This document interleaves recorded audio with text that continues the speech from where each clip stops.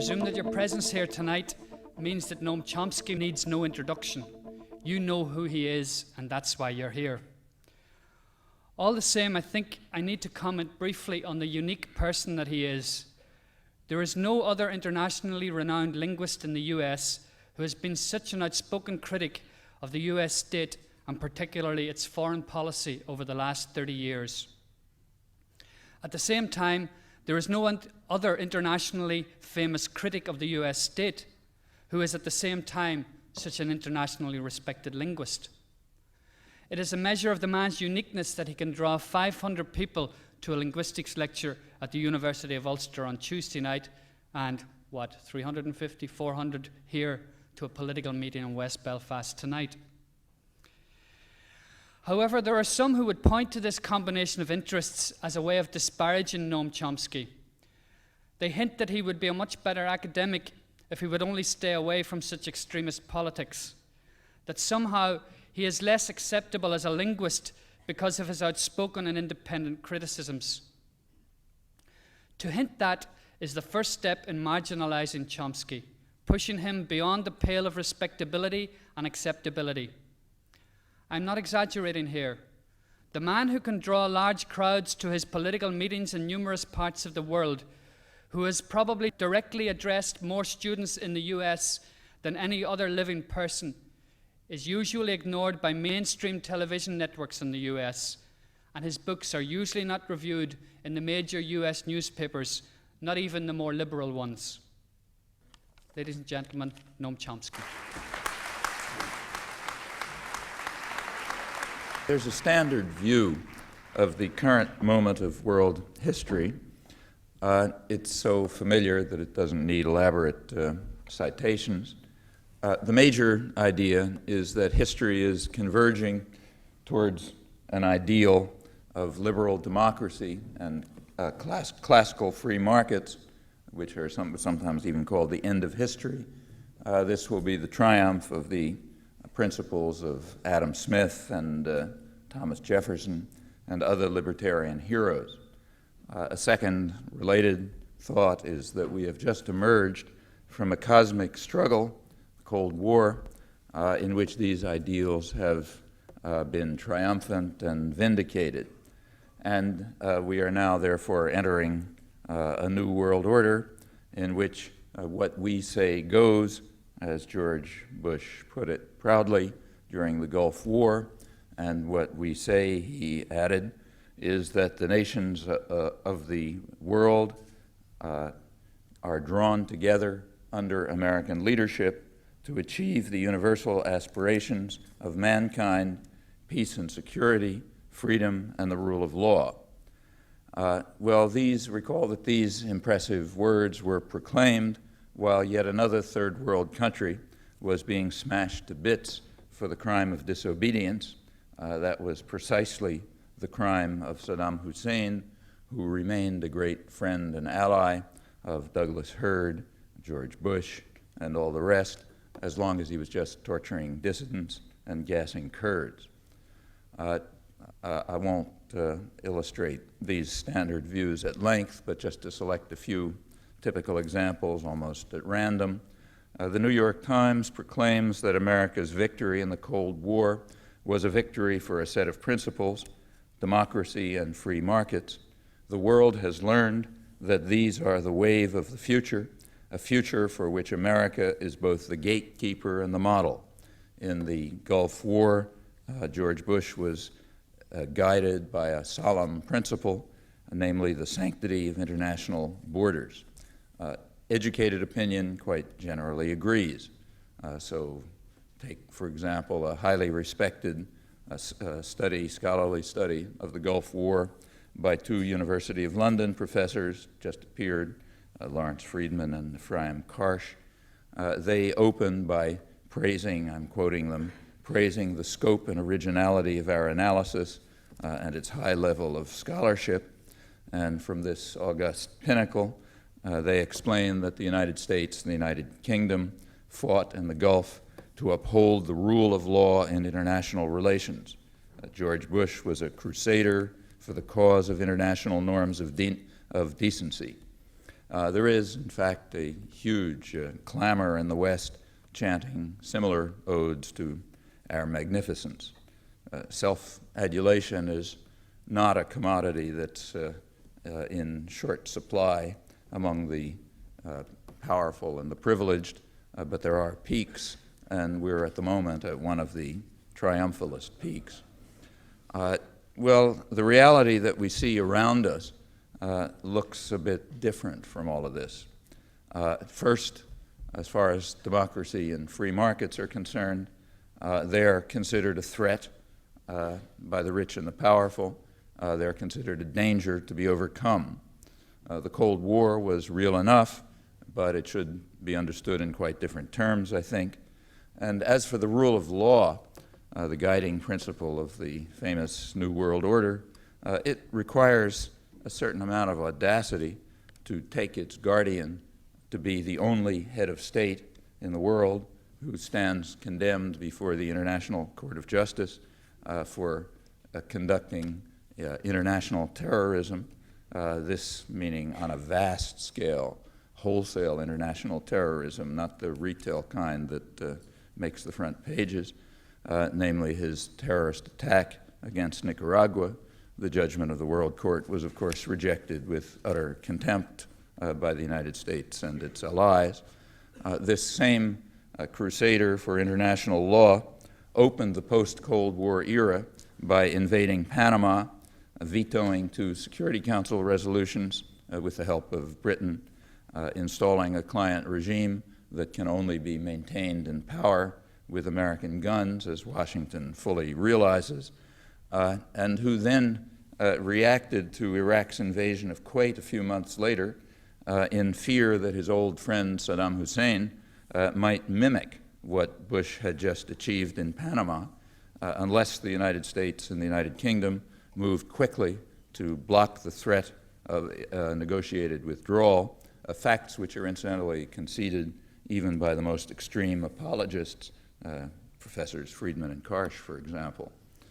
The actual reality was expressed a bit more accurately by Winston Churchill with his customary lucidity when he was describing the New World Order of the day in 1945. And he wrote as follows, "The government of the world must be entrusted to the satisfied nations who wish nothing more for themselves than what they have, not to the hungry nations who only cause trouble. The government of the world must be entrusted to rich men dwelling at peace within their habitations. Our power placed us above the rest, and it is our right to rule, a right demanded by the rich men at home as well." Well, that was in 1945. Churchill was outlining a vision to be attained. Now it's hoped it's a reality to be enjoyed by the rich men dwelling at peace within their more than ample habitations, busily pursuing what Adam Smith called the vile maxim of the masters of mankind, all for ourselves, nothing for anyone else, that being the real motto of the New World Order. Actually, it's valuable to pay some attention to the heroes that we're taught to revere, say Adam Smith and Thomas Jefferson, paying attention to the reality, that is, not to the caricature that's created by ideologists. They actually had a lot to say, a lot that applies today with considerable accuracy, in my opinion. So for Adam Smith, the framework of world order, writing in 1776, the framework of world order was Europe's conquest of the world, what today is called the North-South confrontation, euphemistically. And Europe's conquest of the world, as he described it, did not provide a very pretty picture. As he wrote, the savage injustice of the Europeans, primarily the English, and their monopoly of violence brought dreadful misfortunes to those whom they conquered and the lands that they ravaged. The results, he said, were highly beneficial to the conquerors. They laid the basis for England's emergence as a world leader of industry and empire. But even in the home countries, Smith continues, only some benefited.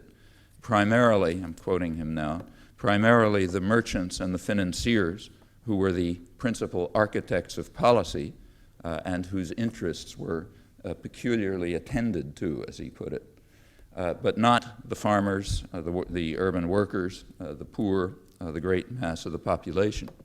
They did not suffer the dreadful misfortunes of the Third World, but any benefits they gained were incidental or the results of their own struggles at home.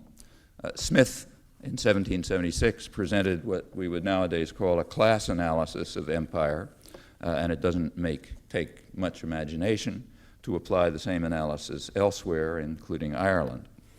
Well, as his remarks on the vile maxim of the masters indicate, Adam Smith was no admirer of free market capitalism.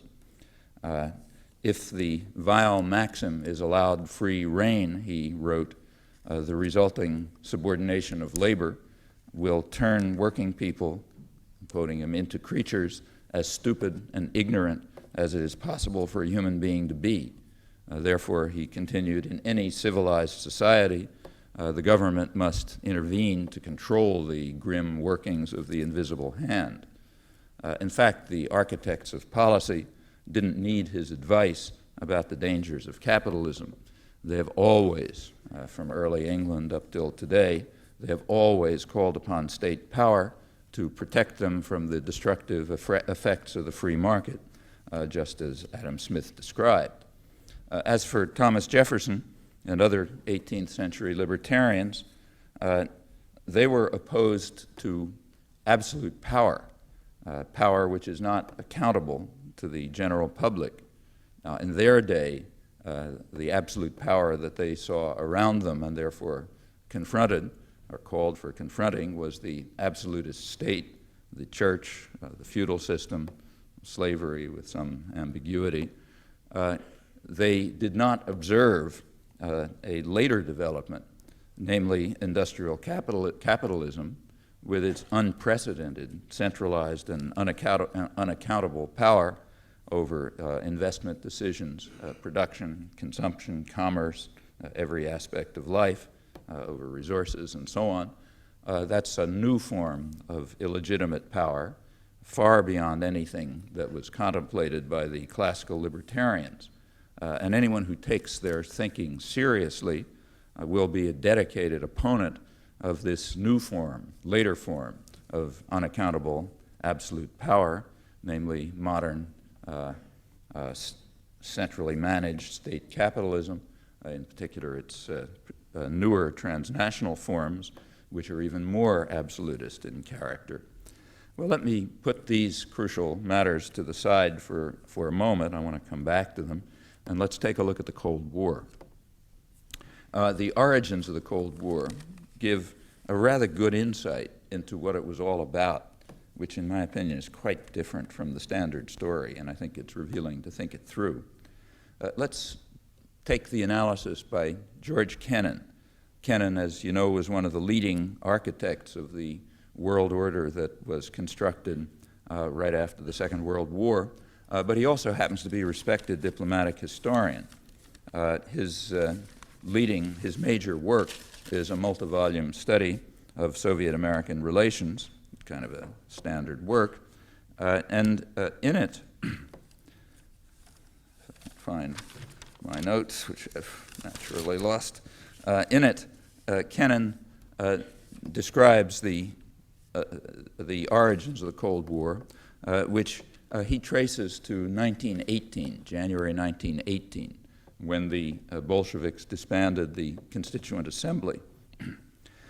He writes that shocking act created the breach with the West with an element of finality. The British ambassador to Russia, Sir George Buchanan, was deeply shocked, Kennan writes, and therefore called for armed intervention to punish the crime. Well, that followed shortly after, and it was taken quite seriously. For example, the British Army used poison gas against the Bolsheviks, which was no small matter immediately after the Second World War, the First World War.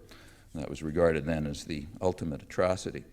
The British historians have yet to come to terms with these facts, which were released in the British archives about 15 years ago. Woodrow Wilson, the great idealist, was particularly distraught by the disbanding of the Constituent Assembly. Kennan writes, his strong attachment to constitutionality was deeply offended by the sight of a government with no mandate beyond the bayonets of the Red Guard. At that point, the Cold War was underway and unstoppable, January 1918.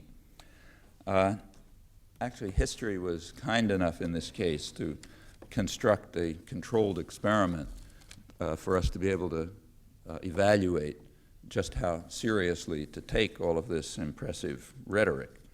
A few months after the Bolsheviks committed this great crime that started the Cold War, which has been raging for 70 years, a few months after that, Woodrow Wilson's army disbanded the National Assembly in occupied Haiti using what the Marine Corps colonel in charge, Smedley Butler, called genuinely Marine Corps methods.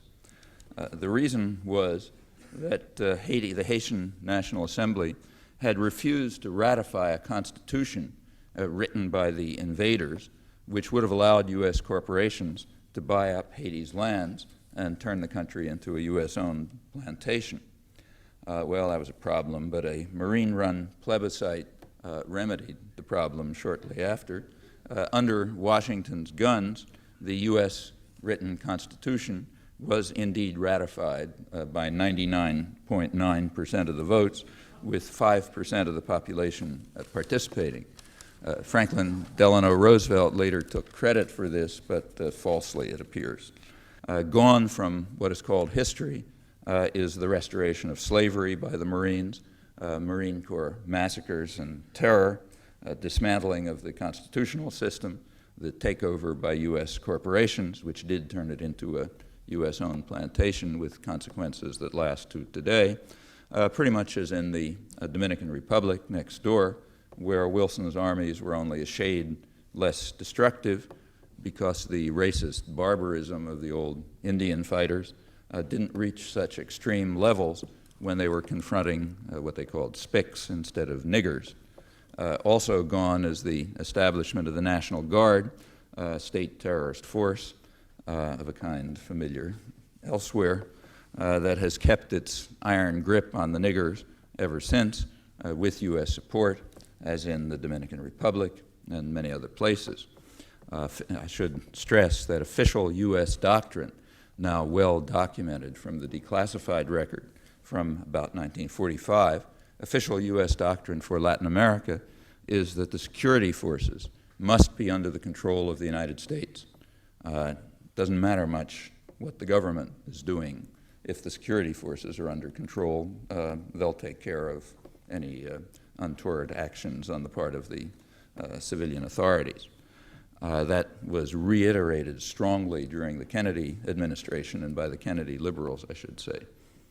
As the record since 1918 makes perfectly clear, beginning with this utter deceit at the origins, as the record throughout makes entirely clear, the Cold War had absolutely nothing to do with Soviet crimes or with any Soviet military threat. The story, the real reasons are quite different and in fact quite familiar. Apart from scale, the whole Cold War falls into place quite naturally as a typical example of the so-called North-South confrontation. And to see that, it's only necessary to think through the logic of the North-South confrontation, the contemporary stage of Europe's world conquest, the leader of the conquest now being one of the European settled colonies. Think through the logic of it, and it applies quite accurately to the whole history of the Cold War from its origins. There's a basic principle of world order. The basic principle is that what's called the Third World, that is the conquered regions, are to provide a service. They have a role. It's a service role. Their role is to provide resources, raw materials, cheap labor, markets, investment opportunities, nowadays opportunities for export of pollution. That's their job. This is all entirely explicit in high-level planning documents. Nothing covered. Now, sometimes something happens which interferes with the service role. A government or a popular movement will develop, or a government will take over, which doesn't understand that its primary responsibility is to foreign investors, and gets the funny idea that it has a responsibility to its own population. There's a name for that. It's called radical nationalism, or sometimes ultra-nationalism. Again, in high-level planning documents, we have a very rich declassified record on this. In the highest level planning documents, we read that the greatest threat to U.S. interests is nationalist regimes which are responsive to pressures from the masses of the population for improvement in low living standards and diversification of production for domestic needs, it's quoting. The reason why that's the greatest threat to U.S. interests is entirely obvious. It interferes with the business climate, with the climate for repatriation of profits, with provision, with serving the needs of the primary constituents of any third world government, namely the rich men who are supposed to rule the world, as Churchill put it. Now, it doesn't matter what the political coloration of such ultranationalist regimes may be. It can be anything. They can be run by mass murderers. They can be influenced by liberation theologists, by priests organizing peasants, by democratic capitalists, Islamic fundamentalists. You pick it. Whatever they may be makes not the slightest difference. The problem is that they pursue these completely unacceptable policies of responding to pressures from the masses of their own population and to their concerns, which means they're obviously not responding to the needs of the conquerors, the rich men who rule the world by right and need these regions to serve them. They're the servants' quarters, and they sometimes get uppity, and they have to be put back into place. Now, sometimes they're even worse than ultranationalists. They become worse if they appear to be successful. If they appear to be successful in terms which provide a suggestive model to others who are suffering from the same conditions, then they graduate a step higher from ultranationalist to rotten apple, a rotten apple that's going to spoil the barrel, or to a virus that's going to infect the region. Now, then comes a divergence. There's a version of this that's presented to the public, and there's a version that's in the internal planning record. To the public, the rotten apple is going to conquer the world. So Grenada, under Maurice Bishop, was a rotten apple, which was going to threaten, literally, it was going to threaten U.S. sea lanes. In case the Russians invaded Western Europe, Grenada was going to block sea lanes in the Caribbean so that the U.S. wouldn't be able to come to the support of its beleaguered Western European allies, and the U.S. would just stand there in total hopelessness, well, at the mercy of Grenada. Well, that's the public. I'm not exaggerating, incidentally. This is exactly true. I'll never forget listening to Rear Admiral Moore, the chief of staff, kind of intoning somberly about this on the radio at the time of the invasion, and leading academics repeated it and so on. That's the public version. Ho Chi Minh is going to get into a canoe and land in San Francisco and so on. The more rational version is sometimes clearly expressed. So, for example, when Kissinger and Nixon were about to overthrow the government of Chile, Allende's government, Kissinger pointed out internally that they were a virus which were going to infect others all the way to Italy. Kissinger was not a great genius between us, but he didn't think that Allende's hordes were going to descend upon Rome. What he thought was, not implausibly, that the successes of democratic socialism in Chile would just send the wrong message to the Italian voters. This was a time when there was a lot of concern about Euro-communism, about social democracy in Europe, and this virus couldn't be accepted. Nicaragua was a virus for the same reasons. There was an Oxfam pamphlet that described the problem with Nicaragua as what they call the threat of a good example, which is exactly right. There was a threat that others might try to duplicate it. Now, if you have a rotten apple that's going to spoil the barrel, or a virus that's going to infect others, it's necessary. You can't waste any time. I mean, an ultranationalist threat is bad enough, but a virus is even worse. And there's a standard way of treating a virus. First, you exterminate the virus, and secondly, you inoculate those who might be susceptible to it. So the standard response is to try to crush the criminal and to impose brutal military regimes in the surrounding regions to ensure that nobody gets funny ideas.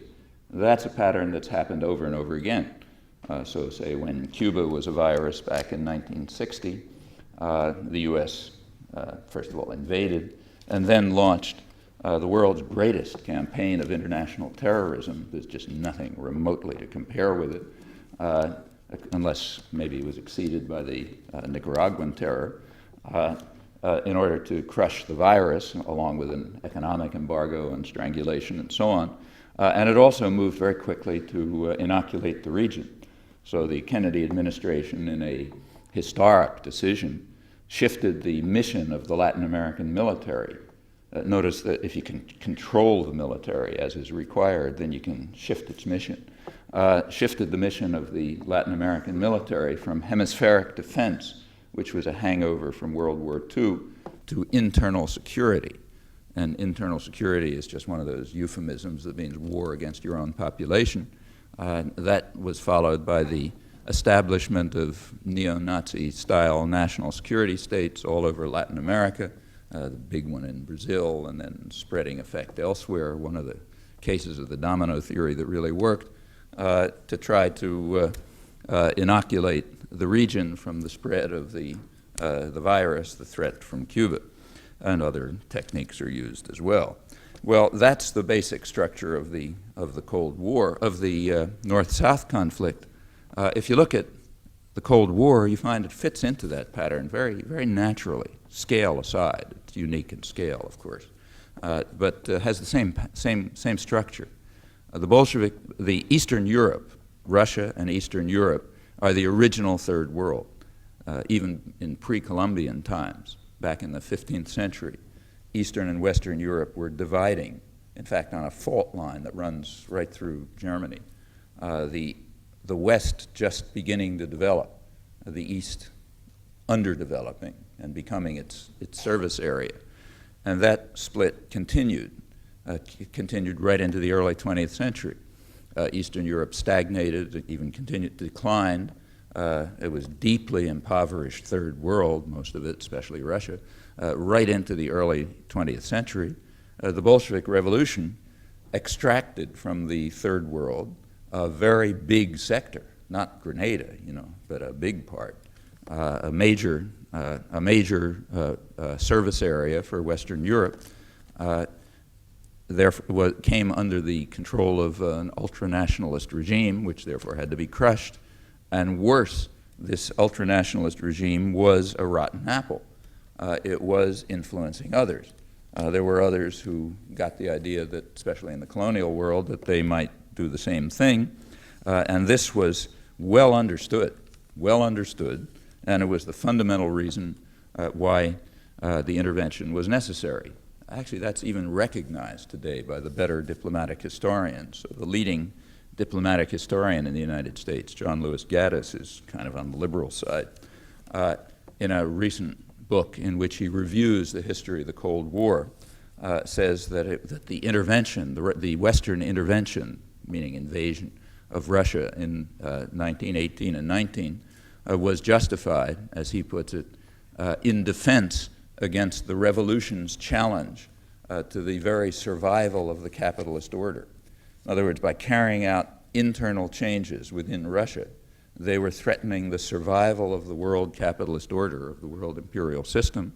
How were they doing it? Well, again, not because nobody thought at that time that the Russians posed any military threat to anyone, simply by the demonstration effect.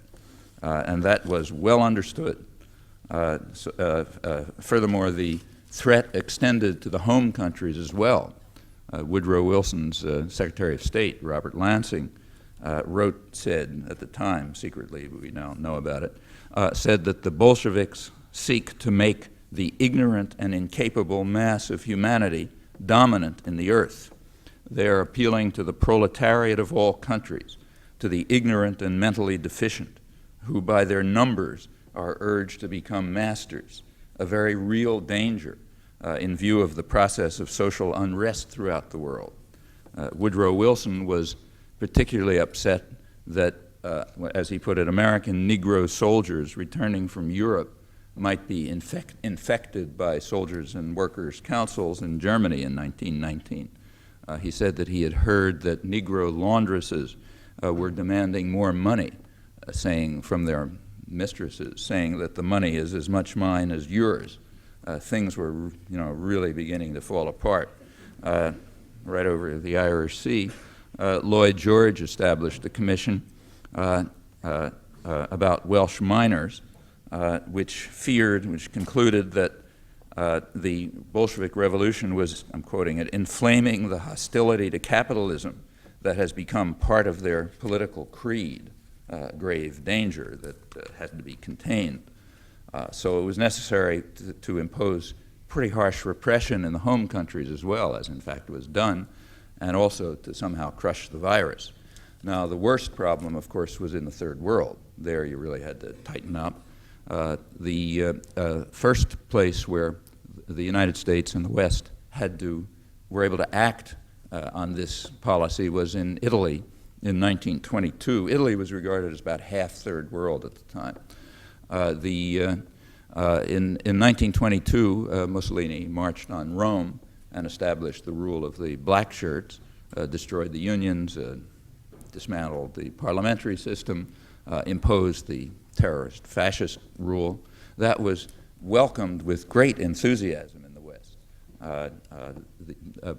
publicly by the governments, by business, which poured money in there to invest in Italy.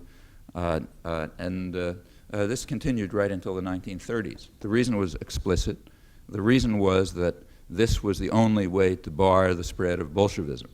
The choice was between Mussolini's fascism and a workers' revolution or some other, these, what we call them, the ignorant and incapable mass of humanity taking over.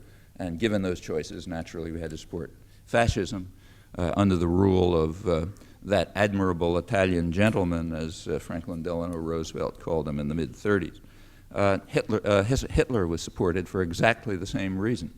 Until the late 1930s, the State Department was advocating, U.S. State Department was advocating support for Hitler as a moderate who was standing between the extremes of left and right.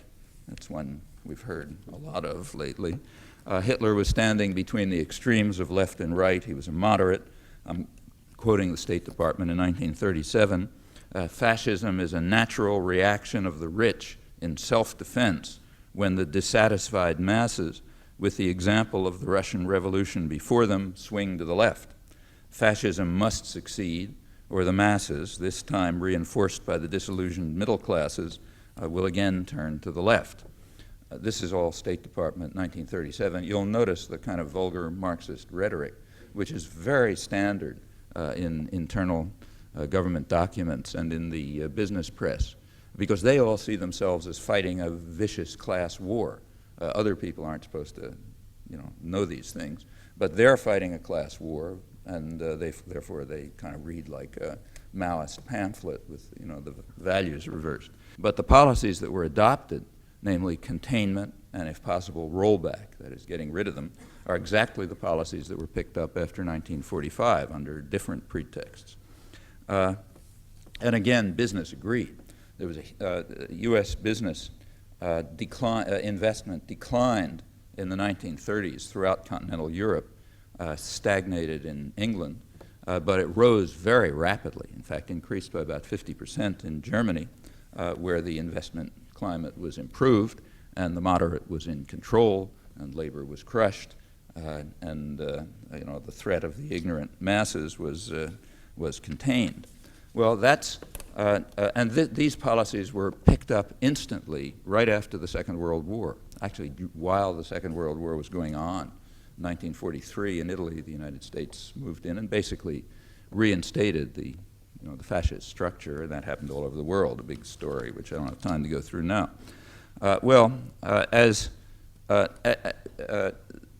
It then continues in following years. I should stress that as serious historians recognize, Gaddis, Kennan, and others, the Cold War began in 1917, 1918, not in 1945.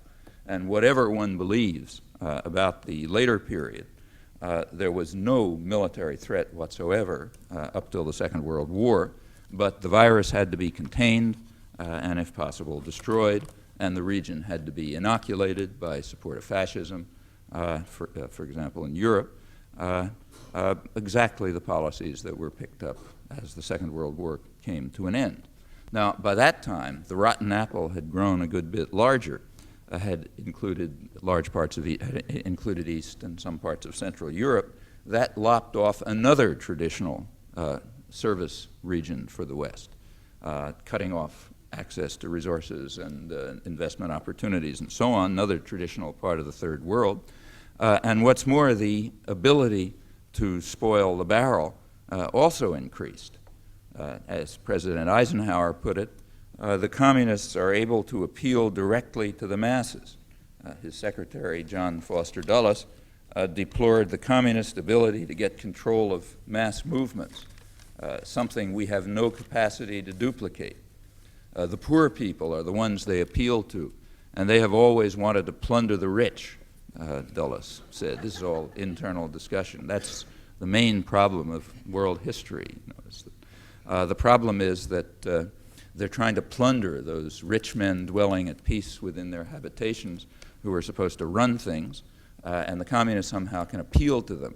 We find it hard to counter that appeal with our slogan that the rich ought to plunder the poor, which for some reason doesn't seem to have a lot of appeal because we haven't found the right PR jingle or something like this.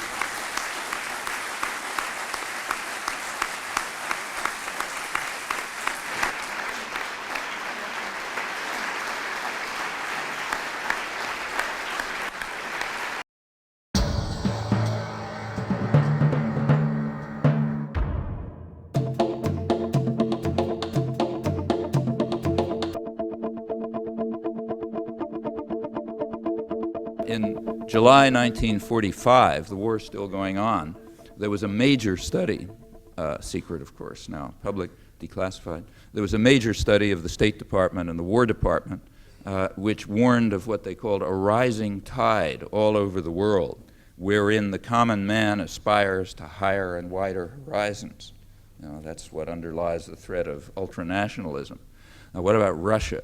They said, well, Russia hasn't yet demonstrated where it stands with regard to this rising tide, but we don't have any proof that Russia has not flirted with the thought of associating with these dangerous currents. They haven't yet demonstrated clearly that they haven't flirted with that thought.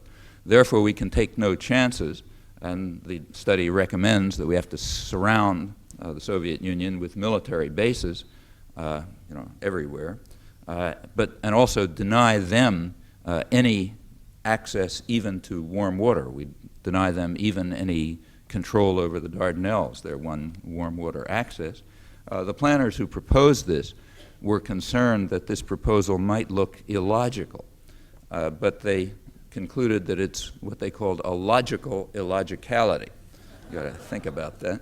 The reason it's a logical illogicality is that our benign intentions, we being the United States and England, our benign intentions can be taken for granted. I mean, it's just obvious. But in the case of the Russians, there's still a possibility that they might flirt with the thought of associating with the aspirations of the common man to higher and wider horizons. No fear of that for us. We're not going to do that. But they might, and therefore it's a logical illogicality. Now, it should be stressed that right through this whole period, Stalin's crimes, his awesome crimes, which were well known, were of absolutely no concern to Truman and other high officials. Truman wrote in his diary that he liked Stalin and admired Stalin. He thought it would be a catastrophe if Stalin died. He described him as honest. What happened in the Soviet Union was none of his business, he said. Other leading figures agreed. All that Truman required, as he put it, was that the United States get its way 85% of the time. Other than that, Stalin could do what he felt like at home. And that's, again, standard, exactly as with a host of other murderers and torturers of lesser scale. The unacceptable crime is disobedience. And again, I stress that same is true of priests who preach the preferential option for the poor, secular Islamic nationalists, Islamic fundamentalists, democratic socialists, or any kind of independent variety.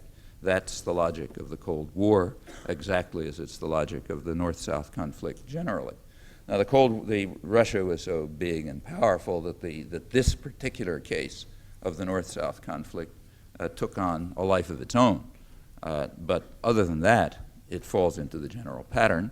And with the end of the Cold War, we can predict pretty confidently, and could have 10 years ago, that the consequence will be exactly as in every other case. So take, say, at the opposite extreme, Grenada. We managed in the nick of time to save the United States from destruction by Grenada, invading it and overthrowing the government. Grenada was then going to become a showcase for capitalism and democracy, as you remember. The United States poured in aid. It had the highest per capita aid in the world outside of Israel, which is a special case, doesn't count. And this was going to show, how benign and wonderful we are.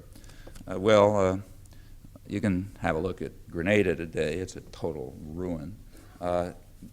Almost. There's one part of the economy is successful. There was a front-page story in the Wall Street Journal a couple of weeks ago saying that it's not a total catastrophe. I mean, it's true, hunger's going up and everybody's unemployed and, everything's falling apart and so on. But there's one good thing. Grenada has the highest number of banks per capita of any country in the world. Now, a bank means a little office somewhere with a computer and a fax machine. Since Grenada has no laws or anything like that, a bank can call itself, Grenada, using this office, and it doesn't have to worry about taxes or reporting profits or regulation or anything. It can launder drug money, can do anything it feels like. This does create some employment for, a couple of dozen lawyers or something. And that's the one part of the Grenadian economy which is in fact flourishing, apart from that total disaster. And very much the same story happens over and over again when the ultranationalist threat is crushed. I don't have to give you examples, it's entirely standard. And we can see exactly the same process going on in Eastern Europe. If you look at the economy of Eastern Europe relative to the West, it was declining up until about using UN figures, it was declining up until about 1913. It then increased pretty sharply relative to the West up till about 1950. Then it was sort of stagnant, stable relative to the West. By the 60s, it was beginning to decline, but still pretty much stable into the 1980s. In 1989, it went into free fall. Now it's just a catastrophe, typical third world catastrophe. And in fact, it is returning to a third world structure. The typical third world structure is a two-tiered society with a sector of extreme wealth, often unbelievable wealth, linked to foreign investors and so on, and a huge mass of people living in total misery. And that's the direction that Eastern Europe is going. And furthermore, again, predictably, the sector of extreme wealth is to a large extent the old Communist Party. The guys who knew how to run things. If you're opening a McDonald's franchise or something or other in Russia, or a GM plant in Poland or whatever, you turn to the people who know the ropes, who have the connections, who know how to do things, and they're usually the ex-nomenklatura, the old Communist Party, And in fact, what's developing there, quite predictably, is what Martin Willicott in the Guardian the other day called nomenclatura capitalism. You know, the ex-party hacks discovered that you can't maintain power by beating people over the head yourself, so you therefore beat people over the head for the foreign investors, who are quite happy to have somebody who knows how to do it for them. And we're now moving into the standard third world pattern there, exactly as you would expect. Well, the return of this vast region to the third world, where it belongs, has great effects on the West. In fact, it offers new weapons against the population at home in the Western societies as well, because it can function exactly the way the rest of the third world does. And the business press has been kind enough to point this out quite lucidly, so let me quote from the international business press. Take General Motors, world's biggest corporation. It's closing down 24 plants in North America, United States and Canada. It's already the largest employer in Mexico, taking advantage of what is called the economic miracle of the past decade, which has driven wages down by 60%, offering all sorts of new opportunities for profits. It's also opening plants in Eastern Europe. So the London Financial Times, about a year ago, had a front-page story on a new $700 million high-tech plant that GM was opening in East Germany with high expectations. The reason is that there's huge unemployment, and they can get workers there, skilled, trained workers, for 40% the wages of the pampered West European workers, okay, I'm quoting. So, and furthermore, they don't have to offer them benefits, and they'll work longer hours, and all the problems caused by the pampered West Europeans they can forget about. Well, other corporations get the same idea, and there's another article in the Financial Times a couple of weeks ago pointed out, I'm quoting, thanks to rising unemployment and pauperization of large sectors of the industrial working class, as the capitalist reforms proceed, you can now get workers for a tiny fraction of the wages of the pampered Western European workers in Poland for 10%, not 40%. And the wages are kept down that way by the government's tougher policy on labor disputes, as the Financial Times puts it, meaning their ability to break strikes. With trade unions shackled by law and subdued, unemployment high, and the EC social chapter rejected, so that employers are protected from over-regulation and under-flexibility of labor. So there's green shoots in the UK as well. And of course, Americans have to learn the same lesson.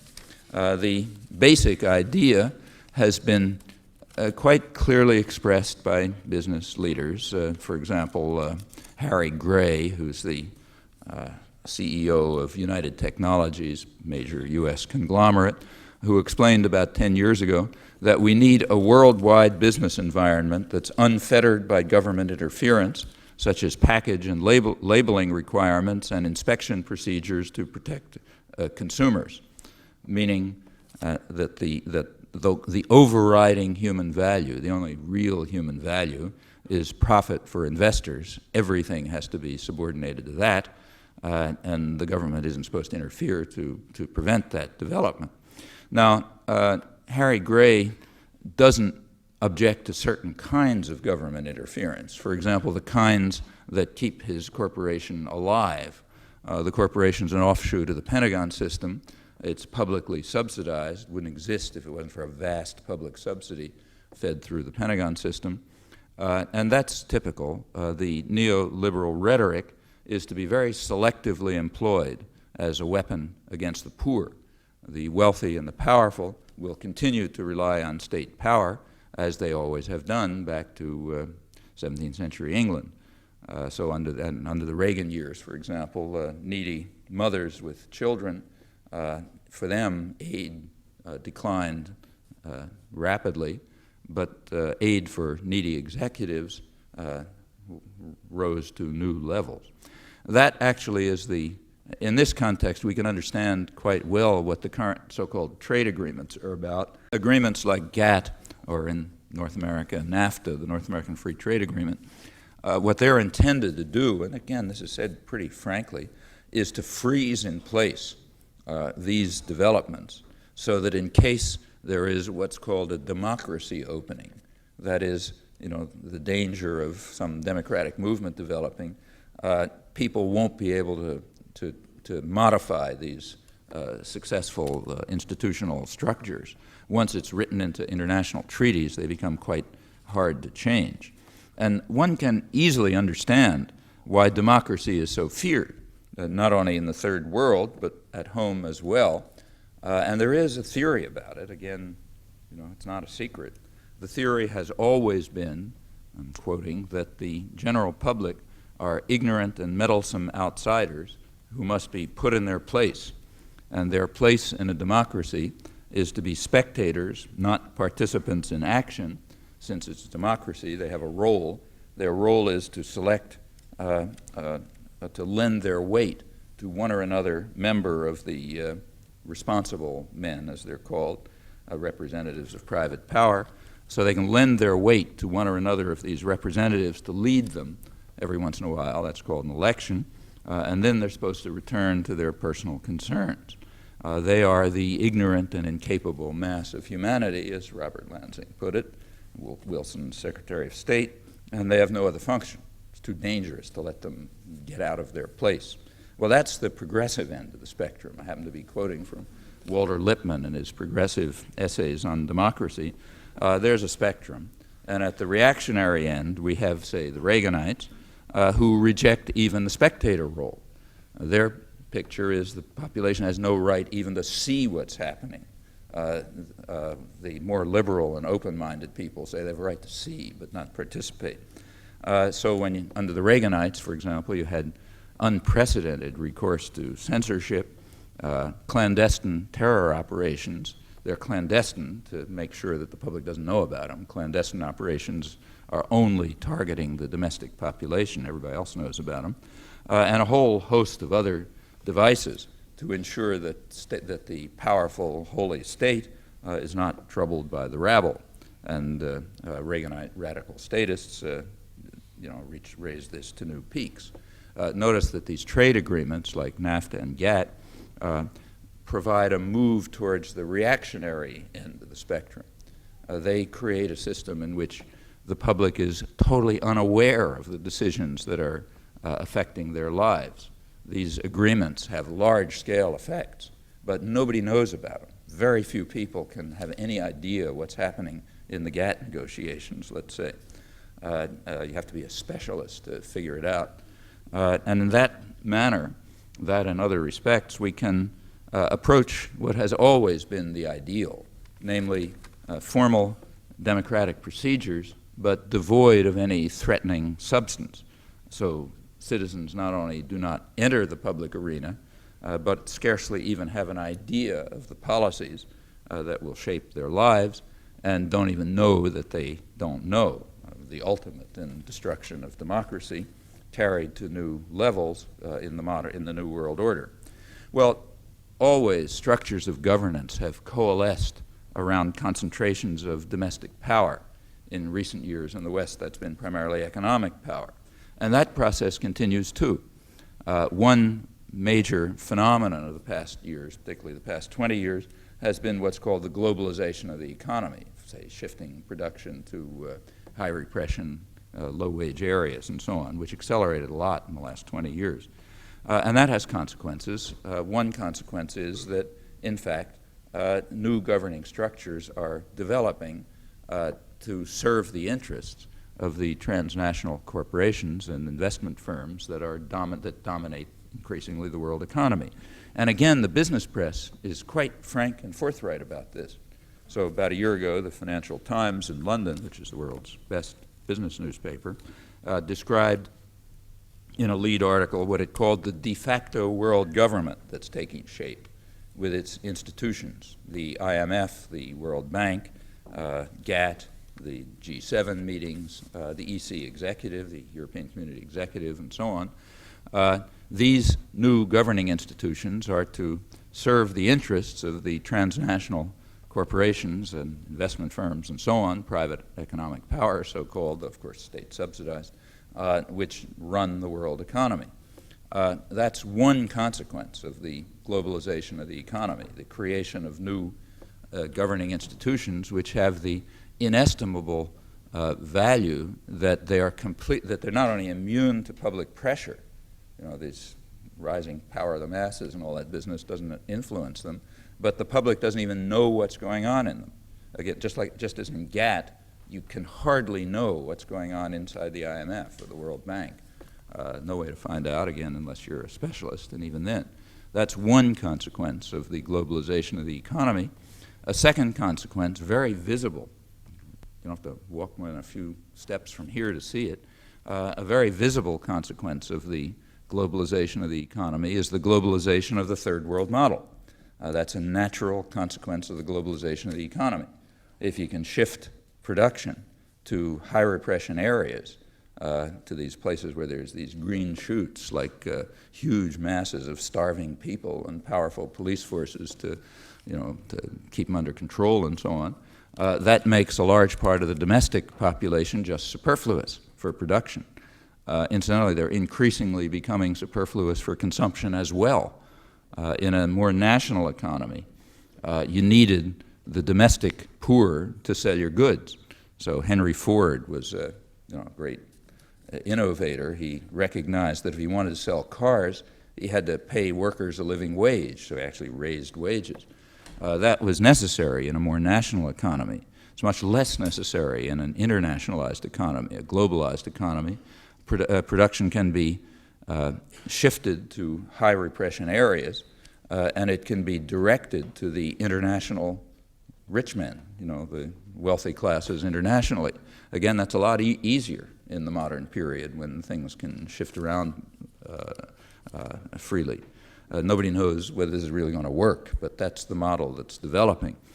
And a third consequence, of course, is that it's necessary to establish control of the ideological arena, and that's the reason for the doctrines that are proclaimed that I mentioned at the very beginning. Okay, well, let me just say a brief word about these so-called free trade agreements, which are a large part of the system of domination and control. I'll be very brief, but they're quite important, and one should think them through. Say take GATT or NAFTA. They are called free trade agreements. That's highly misleading, and by looking at how it's misleading, we can understand a lot about the New World Order. First of all, take the word trade. Trade is a very odd word to use for an international a set of economic relationships in which, for example, for the United States, according to latest figures, about 40% of U.S. trade is within a single firm, meaning one branch of the Ford Motor Company in Mexico is shipping something to another branch of the Ford Motor Company in the United States. That's called trade. But that's not trade, in any serious sense, any more than if you own a grocery store and you shift a can of peas from one shelf to another, it's trade. It happens to cross a boundary, but other than that, it has nothing to do with trade. It's just centrally managed interchanges, centrally managed by a very visible hand inside huge corporate structures, which internally have no market properties at all. That's always been understood. Classical economic theory held that there was a kind of a free world sea, and inside it there were tiny little islands, like a mom and pop grocery store, which internally didn't go by free trade. Well, by now the islands are about the size of the sea, and the sea isn't free trade anyway. So what you have is centrally managed trade by huge corporate institutions. It has nothing to do with trade. Secondly, the agreements don't restrict themselves to trade in any traditional sense. So a major part of the current GATT negotiations has to do with what are called services, meaning finance, for example, and investment. The point is to open up third world countries to take over by Western banks, which will ensure that they'll never be able to develop national economic planning of the kind that enabled the rich to develop in the first place. That'll be undercut because their resources will be held and controlled by huge transnational banks based in the rich countries. Again, that has nothing to do with trade or freedom. A third relevant property, going back to Adam Smith again, if you read Adam Smith, you find that one of the foundations of free trade is what he called free circulation of labor. People can go anywhere. Well, you know, I mean, nobody's even dreaming of that. So that's another, that incidentally is a point that the third world emphasizes constantly in the international negotiations, but the rich men don't want to hear about it naturally, so it never even, you know, there's no perception of that at all. A fourth, and again crucial point, is that the rich are opposed to free trade, even actual free trade, exactly as they always have been, except when they think that they can win the competition. I mean, Britain is a perfect example of that historically. Britain was opposed to free trade right through the mid-19th century. It used highly protectionist measures and simply state force to crush the colonies, for example, to deindustrialize India, incidentally Ireland as well, and to create its own industrial superiority. By the time it felt it could win in the competition, about the mid-19th century, it turned to free trade. You know, the guy who's going to win is always in favor of free trade. And England more or less held on to free trade doctrines until about the 1920s, at which point Japan was starting to undercut British production, not incidentally by cheap wages, but by greater efficiency, at which point England just closed off the empire. The 1932 Imperial Ottawa Conference raised tariffs so high in the imperial system that Japan couldn't compete. Well, you know, you're not going to win anymore, so free trade is out the window. And that's the way it continues. The same is true of every other country. The United States has a, you know, if the United States were pursuing the principle of comparative advantage, the principle we try to impose on everyone else, the U.S. would still be exporting furs. You know, that was our comparative advantage. We certainly wouldn't have a textile industry. Textiles were developed in the 1820s, and so by cutting out, by simply barring cheaper British textiles. The U.S. has a steel industry because British steel was cut out in the late 19th century. It has computers because the computer industry is publicly subsidized. In the 1950s, when computers weren't marketable, it was 100% subsidized by the public. Then when you could sell the things, public subsidy went down to about 50%. That's part of the Pentagon system, the U.S. system for concealing the fact that the public is subsidizing viable sectors of free enterprise. And in fact, the only sectors of the U.S. economy, virtually the only sectors, major sectors, that function are those that are publicly subsidized via some sort of trickery or other, often the Pentagon system or the space agency or whatever. And the same is true of every other developed country. I mean, up to, you know, Japan, Germany, South Korea, you pick it. To my knowledge, there's no exception to this. There isn't a single example of a developed country that got that way except by radically violating these principles. And furthermore, they still violate them. So in the last 10 years, 20 out of the 24 OECD countries, you know, the rich guys, increased their protectionism in parallel with, you know, free trade bombast. The Reaganites leading the way very often. So under the Reagan administration, the proportion of U.S. imports subject to one or another form of protection literally doubled, went from 12 to 23%, and the same was true of other aspects of the economy. Furthermore, all of this is a crucial factor, as the UN and the World Bank have pointed out. It's a crucial factor alongside of Western protectionism, alongside of the what are called structural adjustment programs of the IMF and the World Bank. That means imposing a free trade regimen on the poor. The combination of increased protection in the West and imposition of a neoliberal model in the poor countries, that's led to a doubling of the gap between the rich and the poor in the past 30 years, according to the UN Development Program. And it has also led to a huge flow of capital from south to north. There's just in the last 10 years, the flow of capital from the poor countries to the rich countries is just for debt service alone is about $500 billion, which is the equivalent of 6 Marshall Plans in today's dollars. You may have noticed that Oxfam called for a Marshall Plan for the third world about a week ago. Well, that's nice, but it wouldn't even touch things. There have been 6 Marshall Plans from the poor to the rich in the last 10 years, just from debt service alone. All of this is, in part, a consequence of the playing around with protectionism for the rich and free trade for the poor. Finally, the one leading principle of the Western countries, particularly the United States in the GATT negotiations, is to increase protection for what's called intellectual property. That means things like software and, crucially, patents. The idea is to guarantee that the multinational corporations will monopolize the technology of the future, including electronics and aeronautics and, crucially, biotechnology and so on, which means that they will monopolize the means of life, seeds, drugs, and so on and so forth. Well, again, that's crucially important, and I wouldn't say it has nothing to do with free trade. It's the opposite of free trade. It's increasing protection, and that's one of the leading doctrines of the Western countries, particularly the United States. In fact, if you look at these agreements, they're a mixture of liberalization and protectionism.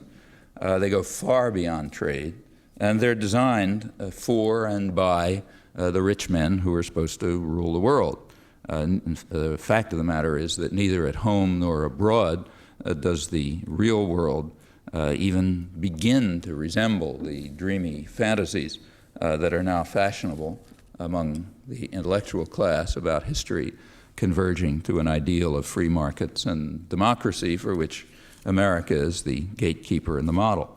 Well, we can see the direction in which things are going if they're unconstrained. They can be constrained. There have always been conflicting tendencies.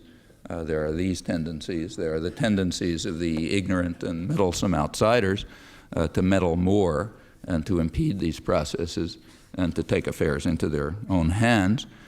In the last 30 years or so, there's been a very considerable increase in this throughout the world, and particularly in the United States, which I know best. Has been rather dramatic, in fact, though it doesn't have much in the way of institutional structure behind it. Both tendencies exist, as they always have. Which one prevails will determine whether there will be a world in which a decent human being would want to live. Thanks.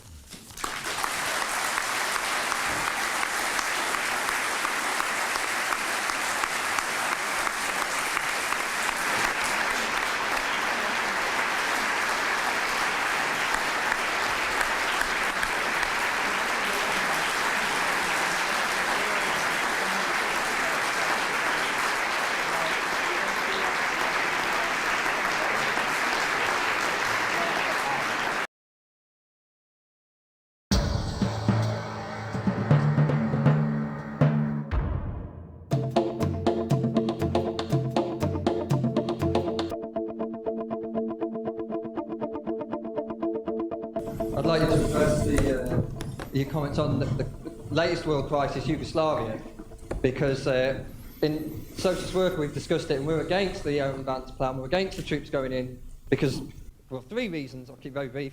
One, like you've made clear, America and Britain have got no record of humanitarian aid, and they're the main troops in this plan. Secondly, I think they've already made things worse, with the Owen Vance plan has stirred up more ethnic conflict, given the thing was dying down, according to The Economist.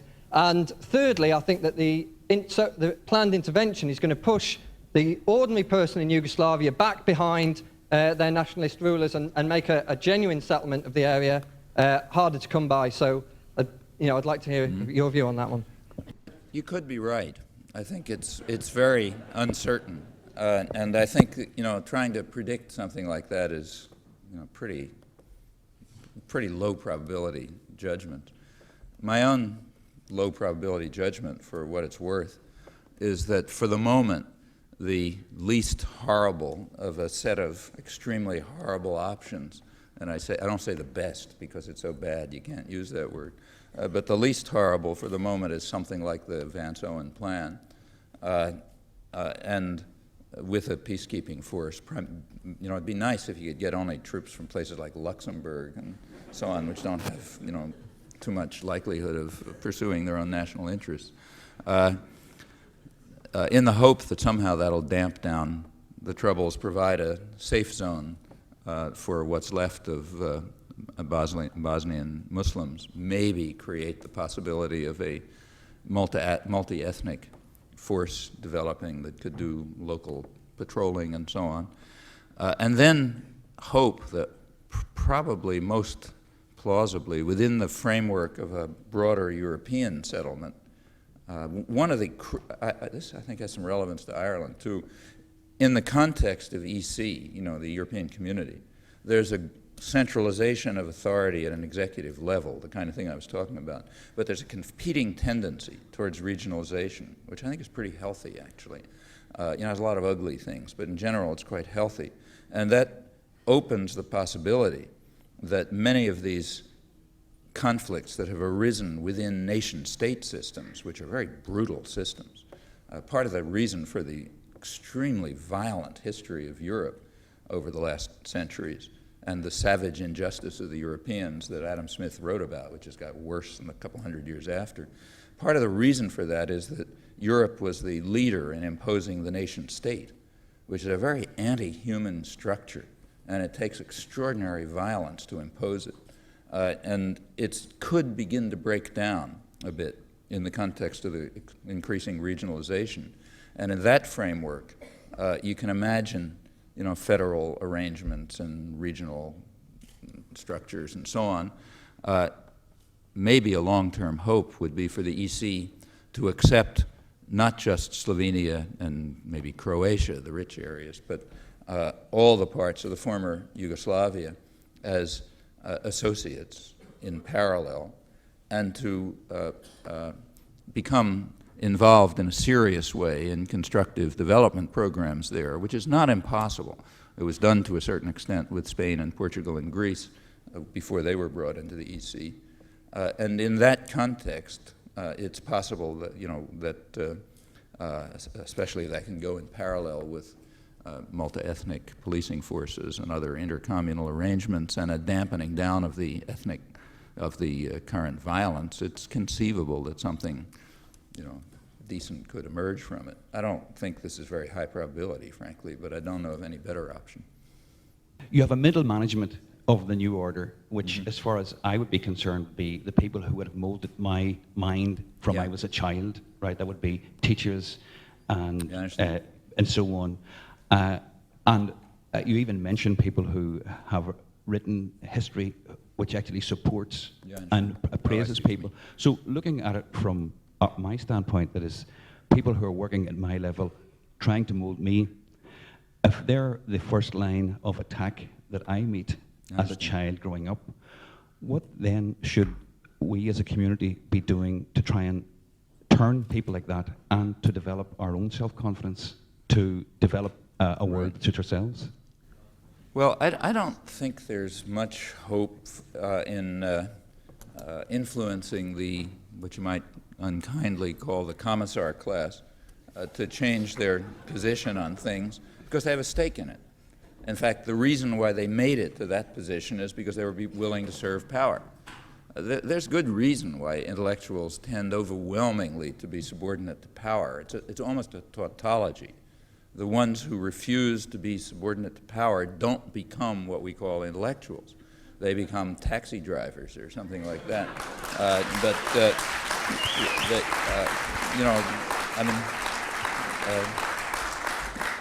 The term intellectual has nothing to do with intellectual ability or intellectual achievement or anything else. It has to do with working into certain positions of respectability in which you become a doctrinal manager. And naturally, the doctrinal managers are going to be the ones who support power. Now, it's not 100%, systems are fluid, but there's going to be a tendency in that direction, a strong tendency. And the way to change it is the way to change any system of power. first of all, undermine the power, democratize the systems, create your own alternative institutions, and place those institutions under public control. So, the taxi drivers who have brains become the intellectuals. But that's the same as anything else. That's the same as breaking down the managerial structure of General Motors. It's true that for a lot of us, that's sort of, people like me and probably you, I gather, that's kind of like the first front because that's where we live. But other people live somewhere else. They live in the factory. They have the same problem that we have. Professor Chomsky, you've wrote a few books about low-intensity war and state oppression. A lot of observers say that's going on in Ireland now. Are you going to write a book about Ireland sometime in the future? Actually, I've written some things in which I went through the U.S. I don't know the British documents very well. I assume they're the same. The U.S. government documents on what's called low-intensity conflict, and looked through the definitions and the analyses and so on, and they're interesting. They happen to be identical with the definitions of terrorism. I mean identical. So terrorism is defined in, say, the U.S. Army Manual as, I forget the exact words, but something like, the use or threat of violence against civilians with the intent of achieving ideological or political or religious ends, short of, nuclear weapons. I mean, short of massive violence. That's terrorism. And that's exactly the definition that's given of low-intensity conflict. You take a look at the manuals on low-intensity conflict, it's the use or threat of violence short of outright aggression to achieve political and social ends directed against civilian populations. And the definitions are exactly right. Low-intensity conflict is just usually international terrorism. Usually international because there's usually a big foreign power, supporting the local, gangsters. But about the only difference between low-intensity conflict and what's called terrorism is scale. Low-intensity conflict is usually massive in scale. It's wholesale terrorism, whereas what's called terrorism is retail terrorism, carried out by small actors. Take the case for which the United States was condemned at the World Court, international terrorism, but kind of low-intensity conflict. In fact, one of the classic examples of low-intensity conflict, the war against Nicaragua. It wasn't outright aggression. The Marines didn't land. They didn't bomb the place with B-52s as they wanted to. They couldn't because of the popular opposition at home. That's one of the changes over the last 30 years.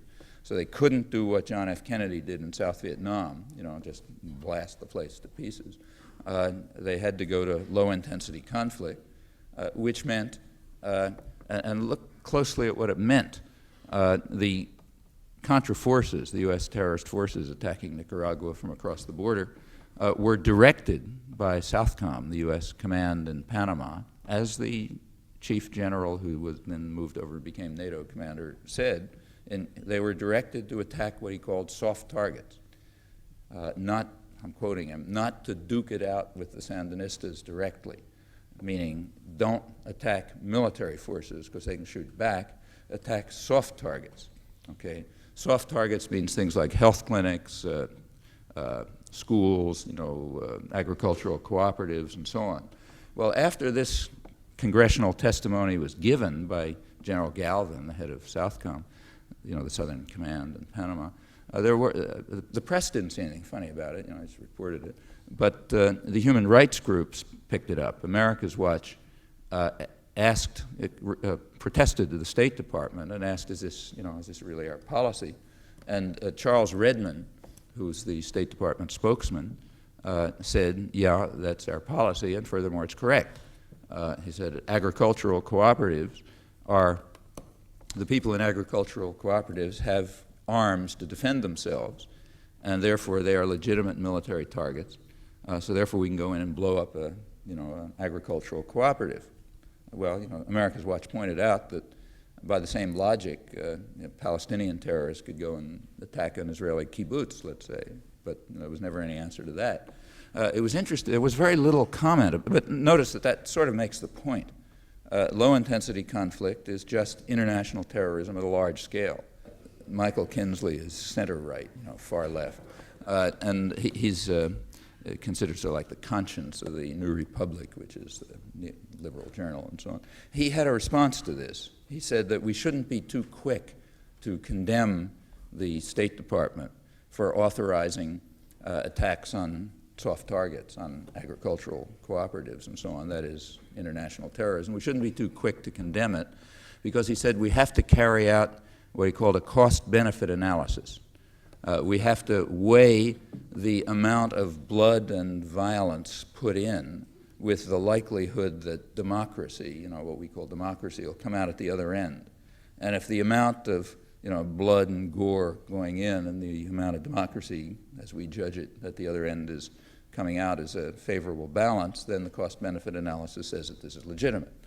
Okay, that's an attitude towards international terrorism on the part of the more violent and extremist advocates of it, namely American liberals. That's low-intensity conflict. And that's the same everywhere. When the United States carries out international terrorism, it's not like when, say, Libya does. I mean, Libya is a small country. They may hire, say, Carlos, if they have, some international terrorist and tell them to do something. But the United States doesn't do it that way. The United States is a big player. The United States hires terrorist states. So if you take a look at the Iran-Contra hearings and the Iran-Contra affair and look actually at what happened is that the war against Nicaragua involved a whole array of terrorist states. Taiwan and Israel were there training the killers. Saudi Arabia and Brunei were funding the operation. Britain was supplying specialists and experts to tell you how to attack and destroy soft targets. They know about that thing, got 800 years of experience. I mean, that's a big operation. That's big, large-scale international terrorism. That is low-intensity conflict. They're no different, and you say the same thing here. I mean, you can draw the same conclusions. It's standard. Do you see the Christian churches on both sides supporting, as they did in the 19th century, the emergence of this new form of international capitalism? Well, I don't know the situation in Ireland well enough to comment. The one that I know best is actually Latin America. But traditionally, you're absolutely right. I mean, up until the 1950s or the 1960s, the church was just the church of the rich. It was the church of the oppressors. Again, it's not 100%, but overwhelmingly, it was the church of the oppressors. The message was, don't worry about this insignificant world. Things will be okay later on. While the rich men rule, and the church itself was totally corrupt. I mean, it's just unbelievably disgraceful in its whole history, again, with some exceptions here and there. That changed for reasons which aren't at all clear to me around the 50s and the 60s with worker priests, and then crucially, the emergence of liberation theology in Latin America, which was quite important. I mean, I'm not a great expert in church history, and I should tell you that as a child, we were the only Jewish family in an Irish and German Catholic neighborhood. And I was an adult before I could overcome my visceral fear of Catholics. So I don't have no great specialist in the church. But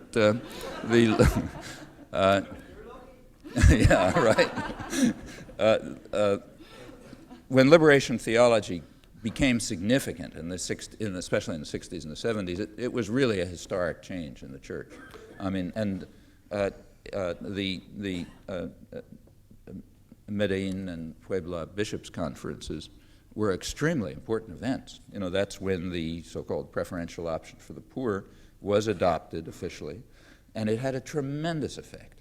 I mean, it affected the other Christian churches as well.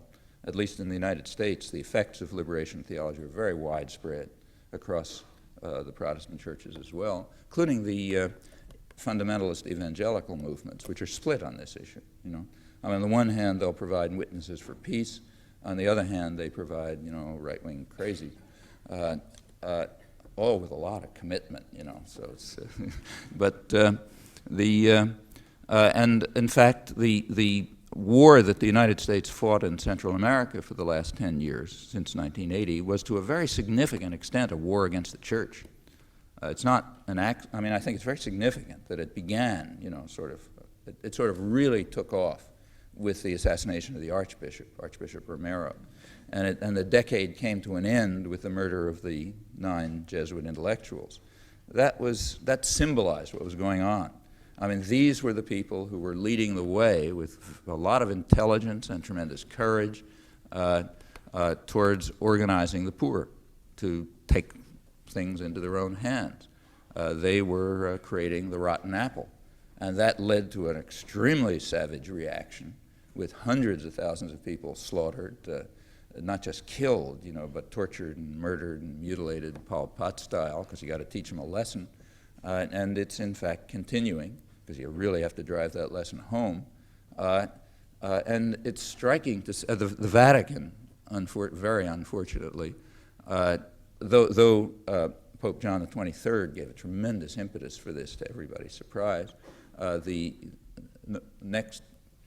Vatican then fell into the hands of quite a reactionary group who tried to stem this tide and have been trying in all sorts of ways by selecting the most reactionary cardinal they can find, and that's why I imagine that's going on here too. Right here, is it here? Okay, hi. That's yeah, I understand. Oh, I thought you meant he was sitting back there. But quite interestingly, it hasn't stopped it. I don't know if they reported here the next bishops' conference, the 1992 Santo Domingo conference. Was that reported here? Yeah. In 1992, December 1992, was the first Latin American bishops' conference after Medellin and Puebla, the big ones. This time, the Vatican wasn't taking any chances. So they ran the agenda. You know, they set the whole thing up so nothing was going to happen. They didn't let the Latin American bishops have much initiative. Nevertheless, the document that came out was so radical, they couldn't even report it in the United States. I mean, it was a big attack. It literally was not reported as far as I know. It was right in, next door in Santo Domingo. It was a sharp attack on the whole neoliberal structural adjustment programs, which is destroying democracy and creating poverty, and they declared that it's the mission of the church, the parishes and everything else, to struggle against this. And they reiterated the whole business. They described the poverty spreading through the region, which has been enormous. There's been a rapid increase in deep impoverishment since the structural adjustment programs were imposed in the mid-'80s. They described that as not, automatic, not coming from natural law, but the result of human decisions which are destructive and which the church has to combat. And that's very progressive. Well, of course, that leads to the process that you described. There's been a big effort to get around them by extremely well-funded operations, super well-funded operations, in which usually evangelical churches come into places like Guatemala and so on and try to restore the traditional message being, this world doesn't matter, just worry about the next world. Well, you're familiar with that. And it's succeeded to some extent. I mean, when people are extremely demoralized and they've just had their communities devastated and so on, they're often susceptible to such a message. And I don't know, the estimates are that maybe a quarter or so of the Guatemalan population has now joined one or another evangelical church. On the other hand, the other Christian communities are also split. So the evangelical Christians in Nicaragua have been at the forefront of social development projects and so on. It's a very double-edged sort of thing. I think it could go any way. I should say, in general, when the North American bishops, say the U.S. bishops, come out with a statement on almost any topic except abortion and so on, it's so radical that the press can't cover it. On the economy, on Latin America, and so on. It's just off the spectrum of discussion in the United States, and that's pretty conservative bishops by now. It wasn't true 30 years ago. You've made America out to be an evil empire. And yet, to many Irish people, America is the savior. So would you explain that to me, please? If you mean the American state, it's not going to save anybody except the rich men who run the world, because that's who it serves. If you mean the American population, there's all kind of things going on. The American population has changed tremendously in the last 30 years, much more civilized. The cultural level has increased enormously. The moral level has increased. This has caused total hysteria among intellectuals. That's why you have this big campaign about what they call political correctness, meaning there are just lots of people around who don't agree that you should be racist and sexist, and they have respect for other cultures and all sorts of other crimes. That's definitely happened. In sectors of the American public, it's a very mixed story. I mean, on the other hand, it's one of the most fanatic fundamentalist countries in the world. People talk about Islamic fundamentalism. The United States is more fundamentalist than any Islamic country I know of. It's probably more than Iran. I don't know how many of you saw I don't know if they showed here the first night of the Republican National Convention. They had this thing called a God and Country rally, which you just couldn't find anywhere except in pre-industrial societies. Religious fanaticism, jingoist fanaticism, and so on. You have that on the one hand. You have a population that's almost out of control on social and cultural issues because it's gone so far to, what you call the left or something on other things. Well, that's the population. If you're looking for the state as a savior, I would look somewhere else. That or any other state.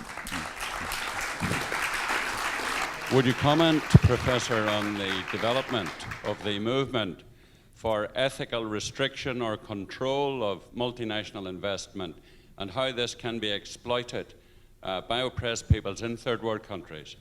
Part of the interaction with the third world on the part of, decent, good-hearted people who go out there to help, it's doubtful how much beneficial effect it's had on the third world, but it's had a very beneficial effect on the home societies, because people have seen things in the world. They get a different perspective. They begin to understand, changes your attitude and so on. That makes a big difference back at home.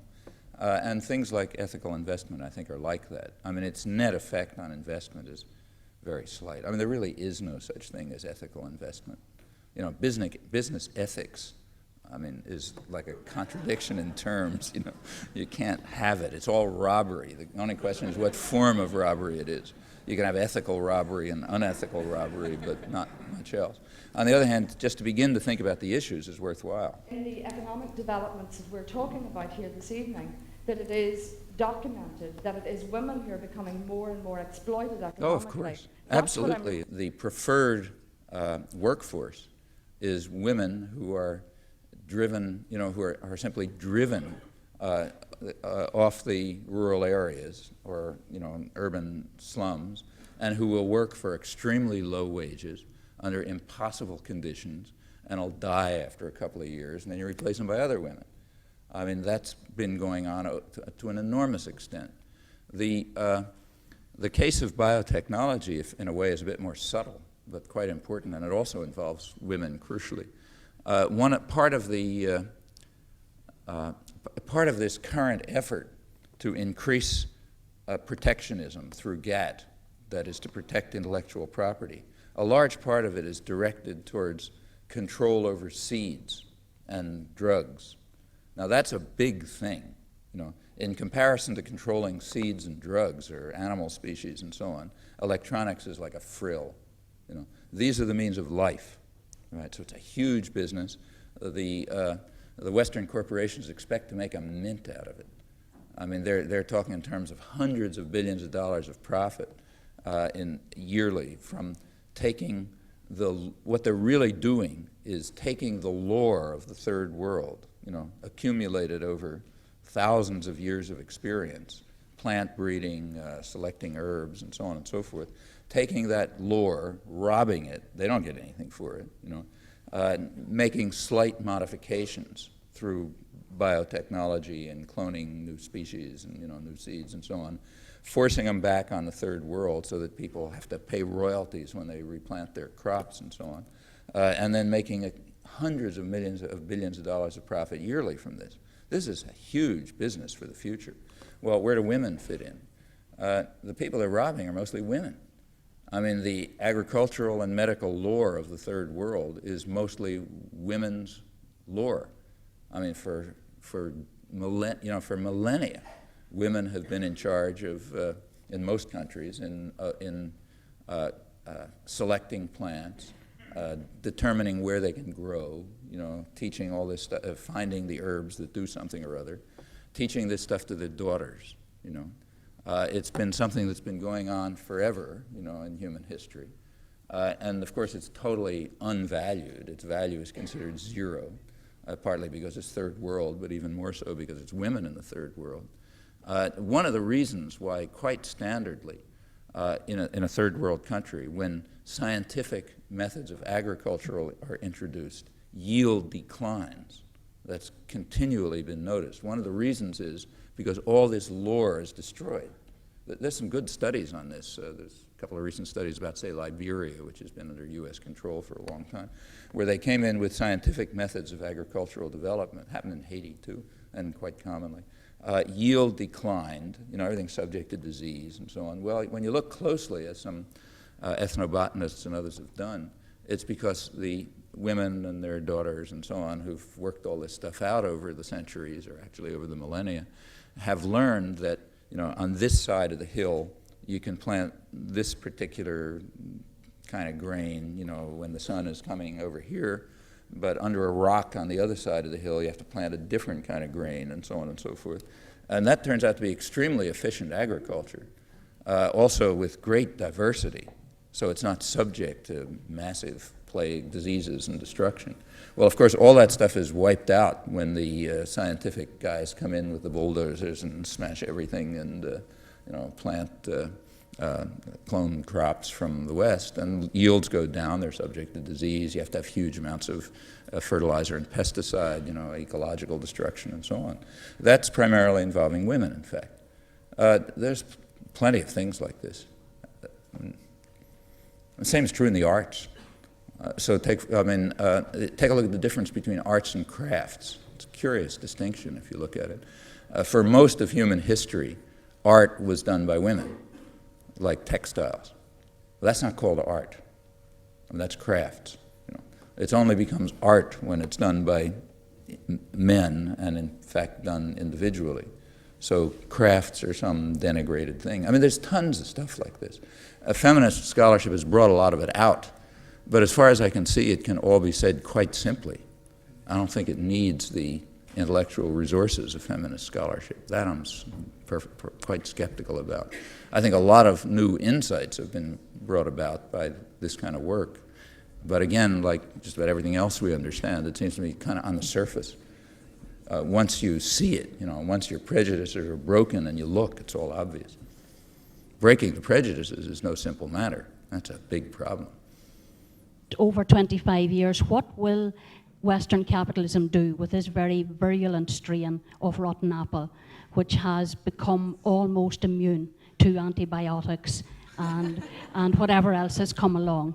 And how do we, I suppose in a capitalist sense, how do we market what we've got here, which is the development, the resistance, the determination of years and years of struggle? But we're not in the third world. We're right slap bang in the middle of Western capitalism. I wouldn't even dream of saying how things should happen here. I don't know enough, 50,000 times as much as I do, so you have to give the answers. But the general answers seem to me about the same everywhere. The general answers are to recognize that the authoritarian control of the way life is organized, meaning everything from investment decisions and decisions over, commercial arrangements and so on, up through politics and teaching and so on. All of that structure of authority is fundamentally illegitimate. It should be challenged, to the extent possible, it should be dissolved. Control over all of these things crucially investment decisions should be in public hands, in communities, in workforces, and so on. And out of that, there is tremendous wealth around. I don't think there's any doubt that there's enough wealth in, enough resources in, say, Northern Ireland to develop quite a healthy and productive and growing society. But it's not going to happen if the decisions are being made in London and Zurich and New York and so on. It can only happen if the decisions are being made here. And then, mistakes will be made, but they can be corrected, and there's possibilities of development. But just how to do that specifically, people here have to work out, not me. I'd like to take an opportunity on behalf of the organisers, and I'm very grateful for the privilege of being allowed to make this presentation I think you can see it here, for those of you who can't read it that distance. It's a plaque here of Robert Ballas. Robert, as most of you will know, is an artist, nationally acclaimed artist, who is heading up at present the Irish National Congress and the campaign for the right of Articles 2 and 3. It's a new revised history of Ireland and shows 2 persons at the time of the famine. And the inscription underneath says, in 1847, 2 peasants debate the benefits of a low-starch diet. I understand neither of them were banned from interview by RTE. I'd like to present this to Noam Chomsky.